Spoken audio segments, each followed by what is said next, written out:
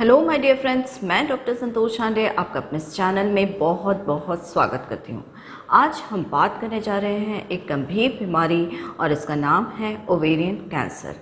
महिलाओं में होने वाली ये बीमारी आजकल आमतौर पर देखी जा रही है और ये कई बार ऐसी स्थिति में डायग्नोस होती है कि जहाँ से रिकवरी बहुत ही ज़्यादा मुश्किल होती है। तो चलिए शुरुआत करते हैं। यदि आप मेरे इस चैनल में नए हैं तो इसे सब्सक्राइब कर लीजिए और इस वीडियो को शुरू से आखिर तक ज़रूर से देखिए, क्योंकि मैं इसमें इम्पॉर्टेंट इन्फॉर्मेशन शेयर करने जा रही हूँ। सबसे पहले मैं धन्यवाद देना चाहूँगी अपने एक सब्सक्राइबर जो प्रशंसक भी हैं, और उन्हीं की रिक्वेस्ट पर मैं ये वीडियो बनाने जा रही हूँ। ये वीडियो उन्हीं को डेडिकेटेड है और उनका नाम है तेज सिंह जी। इन्होंने मुझे रिक्वेस्ट किया और इस गंभीर बीमारी पर वीडियो बनाने के लिए आग्रह किया, तो मैं उनका विशेष रूप से धन्यवाद देती हूँ कि उन्हीं की वजह से मैं इतने इम्पॉर्टेंट विषय पर ये वीडियो बनाने जा रही हूँ। ओवेरियन कैंसर महिलाओं में होने वाला एक बहुत ही इम्पॉर्टेंट डिज़ीज़ है, और वैसे तो ये कॉमनली देखा जाता है कि ब्रेस्ट कैंसर और कार्सिनोमा ऑफ सर्विक्स ये आम तौर पे महिलाओं में देखे जाते हैं, लेकिन ओवेरियन कैंसर भी देखा जा रहा है और ये भी बढ़ रहा है। तो इसके ऊपर बात करना ज़रूरी हो गया है। ओवेरीज जो होती हैं महिलाओं में रिप्रोडक्टिव ऑर्गन के रूप में हैं, और ये दो होती हैं एब्डोमेन में, दोनों side right and left side मौजूद रहती हैं, और इनका जो फंक्शन है वो बहुत ही ज़्यादा इम्पॉर्टेंट है। तो क्या कार्य करती हैं ये प्रोड्यूस करती हैं ओवा, जिसे कि आम भाषा में अंडा कहते हैं, और यही स्पर्म से फर्टिलाइज होके प्रेगनेंसी में एम्ब्रियो बनाता है। और दूसरा इसका महत्वपूर्ण काम है हार्मोन प्रोडक्शन।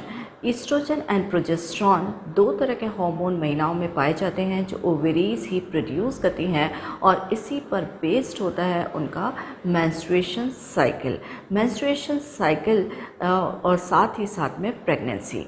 ये हार्मोन्स ठीक तरीके से कार्य करते हैं तभी प्रेगनेंसी होती है, और यदि प्रेगनेंसी नहीं होती है तो फिर पीरियड्स आ जाते हैं, यानी मेंस्ट्रुअल फ्लो स्टार्ट हो जाता है।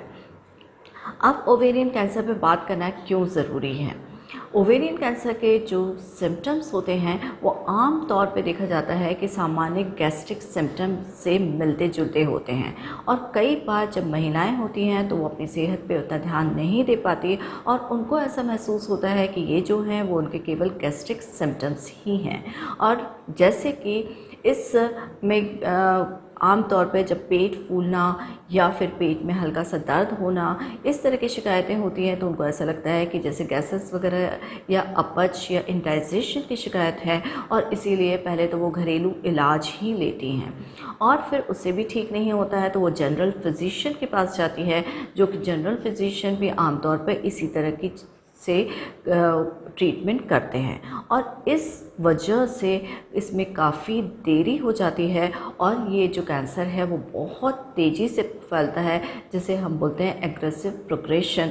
और जब ये तेज़ी से फैलता है तो ये केवल ओवरीज तक सीमित नहीं रह जाता, बल्कि पूरे शरीर में फैल सकता है। तो समय पर इलाज लेना इसमें बहुत ही ज़्यादा महत्वपूर्ण हो जाता है।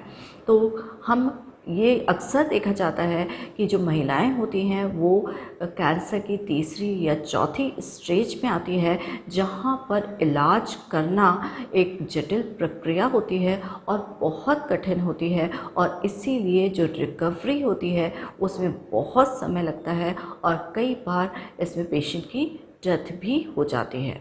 तो हम देखते हैं कि इसके कौन से ऐसे साइन एंड सिम्टम्स हैं जिससे कि ये कन्फ्यूजन डेवलप होता है कि ये गैस्ट्रिक सिम्टम है या बीमारी है। तो पहला सिम्टम जो आम तौर पे इसमें प्रोड्यूस होता है, और वो होता है पेट फूलना। पेशेंट का पेट फूलता है, ऐसा लगता है कि जैसे गैसेस भरी हुई हैं।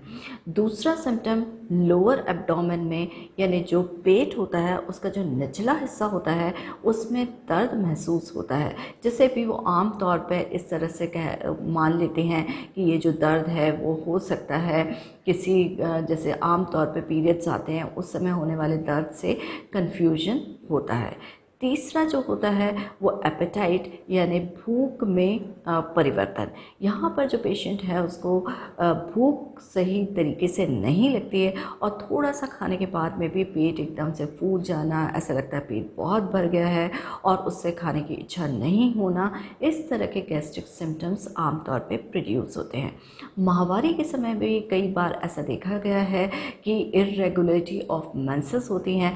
28 दिन का जो साइकिल होता है तो कई बार ऐसा इन पेशेंट्स में देखा जाता है कि बीच में ही पीरियड्स आ गए हैं या फिर काफ़ी ज़्यादा लेट हो गए हैं। तो इस तरह की जो साइकिल होती है, इर्रेगुलर साइकिल होती है, वो आम तौर पे दूसरी बीमारियों में भी देखी जाती है, दूसरी सामान्य इर्रेगुलरिटीज़ में भी देखा जाता है। तो इससे भी काफ़ी ज़्यादा कन्फ्यूजन होता है। इसके साथ साथ में उन्हें या तो कॉन्स्टिपेशन यानी कब्जियत हो सकती है या फिर डायरिया भी हो सकता है, जो अगेन पेट से रिलेटेड सिम्टम है। साथ ही साथ में यूरिन में भी परिवर्तन देखा जाता है कि पेशेंट को अचानक से लगने लगता है कि उसको तेज़ी से यूरिन आई है और उसको तुरंत जाना है। तो ये यूरिन अर्जेंसी भी एक सिम्टम के रूप में प्रोड्यूस होता है। यूरिन अर्जेंसी के साथ साथ में बार बार यूरिन जाना, ये भी एक लक्षण के रूप में इसमें मौजूद रह सकता है। तो देखा आपने कि कितने अलग अलग वेग से सिम्टम्स हैं। तो इसमें आम तौर पे जो महिलाएं हैं वो ये इस थिंकिंग पे नहीं पहुंच सकती, ये जो सिम्टम्स होते हैं वो ओवेरियन कैंसर के हैं और इसीलिए कन्फ्यूजन की वजह से इसमें डिले होता है और डायग्नोसिस भी डिले होता है और कई बार इसमें बड़ी अप्रिय सी स्थिति उत्पन्न हो जाती है। अब हम देख लेते हैं कि किन महिलाओं को इसका खतरा ज़्यादा रहता है। तो देखिए कई बार आपने सुना होगा कि पेशेंट्स या लोग होते हैं तो उनकी हिस्ट्री में या फीमेल्स होती हैं, उनके हिस्ट्री में पता चलता है कि माँ को या नानी को कैंसर रहा है। ये कैंसर किसी भी तरह का हो सकता है, या तो ब्रेस्ट कैंसर हो सकता है या सर्विक्स यानी कि यूट्रस की जो जीवा होती है उसका कैंसर हो सकता है, या फिर और दूसरे जैसे कोलोरेक्टल कार्सिनोमा होता है या कोलोन का कैंसर है। इस तरह की अगर आपको किसी पेशेंट में हिस्ट्री मिलती है या फीमेल में हिस्ट्री रहती है तो उनको ये खतरा, ओवेरियन कैंसर होने का खतरा ज़्यादा रहता है। दूसरा, जैसे आजकल हम देख रहे हैं कि अनमैरिड फीमेल्स की संख्या बढ़ती चली जा रही है और जब ये अनमैरिड फीमेल्स होते हैं और जिनमें कि बच्चा नहीं होता है तो फिर ये कैंसर होने का रिस्क उनमें ज़्यादा होता है। ऐसी महिलाएं जिन्होंने बच्चा पैदा नहीं किया है उनमें भी ये रिस्क देखा गया है ज़्यादा होता है।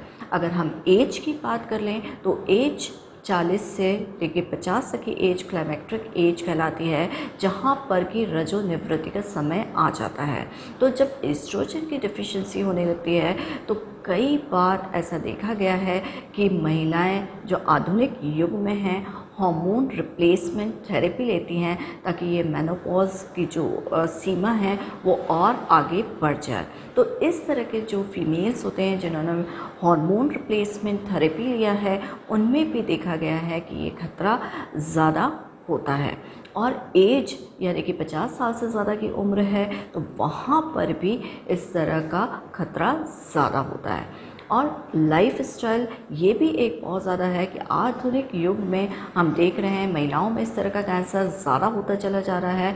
तो जो लाइफ स्टाइल है जहाँ पर फिज़िकल एक्सर्शन या फिज़िकल एक्टिविटीज़ कम होती हैं, दूसरा ओबेसिटी ज़्यादा होती है, ओबेसिटी यानी मोटापा रहता है, या ऐसी महिलाएं जो कि फ़ैट फूड का सेवन ज़्यादा करती हैं तो उनमें ये खतरा ज़्यादा होता है। तो इन महिलाओं को सावधान रहने की ज़रूरत है और ये अपना स्क्रीनिंग टेस्ट ज़रूर से करवाएं। अगर हल्के से भी इस तरह के सिम्टम्स प्रोड्यूस होते हैं तो अपने गायनेकोलॉजिस्ट से जाकर तुरंत मिलें, तो वहाँ पर वो आपको अल्ट्रासाउंड, CT स्कैन या MRI या फिर कैंसर मार्कर जैसे जो टेस्ट होते हैं उनको एडवाइस करेंगे। इससे इसको जल्दी ही रिकॉग्नाइज कर सकते हैं और नहीं तो आप इस बीमारी से बिल्कुल निश्चिंत रह सकते हैं।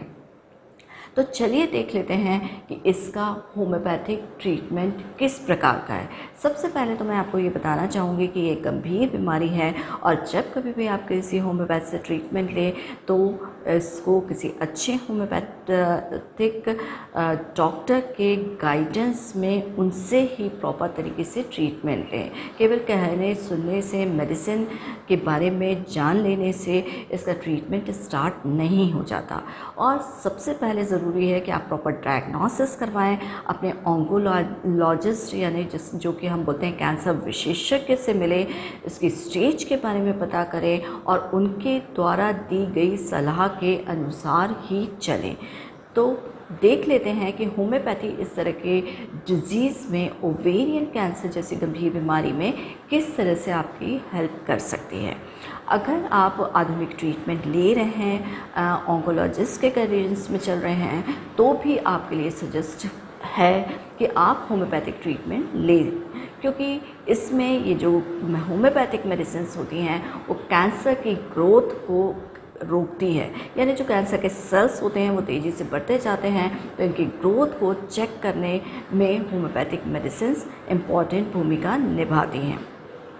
साथ ही साथ में जो एलोपैथिक ट्रीटमेंट होता है जिसमें केमोथेरेपी होती है या सर्जरी होती है, रेडियोथेरेपी होती है, इसके बहुत सारे साइड इफ़ेक्ट्स प्रोड्यूस होते हैं, जैसे कि नौजिया, जी मचलाना, वोमिटिंग होना या हीमोग्लोबिन की बहुत ज़्यादा कमी हो जाना, इम्यूनिटी बहुत लो हो जाना, वज़न बहुत कम हो जाना। तो इन सारे जो साइड इफ़ेक्ट्स होते हैं उनमें होम्योपैथिक मेडिसिन्स काफ़ी ज़्यादा अच्छा कार्य करती है और इन साइड इफ़ेक्ट्स को दूर करके और उसको पेशेंट को अच्छा रखने में मददगार साबित होती है। तीसरा, जो होम्योपैथिक मेडिसिन्स हैं वो इम्यूनिटी भी अच्छी रखती हैं। तो इम्यूनिटी इंक्रीज़ करने के लिए होम्योपैथी का सेवन इस बीमारी में काफ़ी ज़्यादा फ़ायदेमंद है। साथ ही साथ में आप देखते हैं कि अगर किसी की फैमिली हिस्ट्री में आपको कैंसर की हिस्ट्री मिल रही है, कैंसर के रोगी मिल रहे हैं, तो ये जो मेडिसिन है ये आपको अर्ली स्टेज पर, यानी कि अगर आप बीमारी की गिरफ्त में नहीं भी हैं, उससे बचे हुए हैं, तो आप अपने डॉक्टर से प्रिवेंटिव मेडिसिन के लिए भी रिक्वेस्ट कर सकते हैं। वो आपको कॉन्स्टिट्यूशनल मेडिसिन या प्रिवेंटिव मेडिसिन प्रोवाइड करेंगे, जिससे इस डिज़ीज़ के होने का खतरा काफ़ी हद तक कम हो सकता है।